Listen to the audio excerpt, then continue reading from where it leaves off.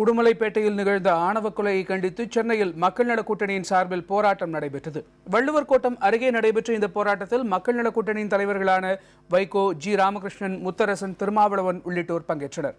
சாதி மறுப்பு திருமணம் செய்து கொண்ட உடுமலைப்பேட்டை இளைஞர் சங்கர் படுகொலை செய்யப்பட்டதற்கு ஆர்ப்பாட்டத்தின் போது கண்டனம் தெரிவிக்கப்பட்டது. சாதி வெறியை தூண்டுபவர்கள் அடையாளம் காணப்பட்டு தண்டிக்கப்பட வேண்டும் என்று வலியுறுத்திய மக்கள் நல கூட்டியக்க தலைவர்கள் பாதிக்கப்பட்ட சங்கரின் குடும்பத்தாருக்கும் கௌசல்யாவிற்கும் உரிய இழப்பீடு வழங்க வேண்டும் என்றும் வலியுறுத்தினர்.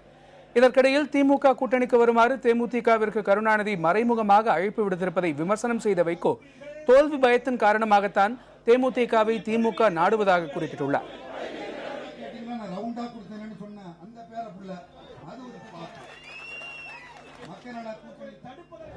மக்கள் நல கூட்டணியோடு கரம் கோர்க்க இருக்கிற கேப்டன் விஜயகாந்த் அவர்கள் திமுக, அதிமுக ரெண்டும் கொள்ளையடித்த கட்சிகள். இந்த இரண்டையும் தமிழ்நாட்டு அரசியலில் தூக்கி எறிய வேண்டும் என்று நேற்றைக்கு கேப்டன் விஜயகாந்த் தொலைக்காட்சிக்கு பேட்டி கொடுத்திருப்பது தினத்தந்தி பத்திரிகையில் வந்திருக்கிறது. வரிவிடாமல் பேப்பர் படிக்கிற அண்ணன் பேப்பர் படிக்கலையா காலையில?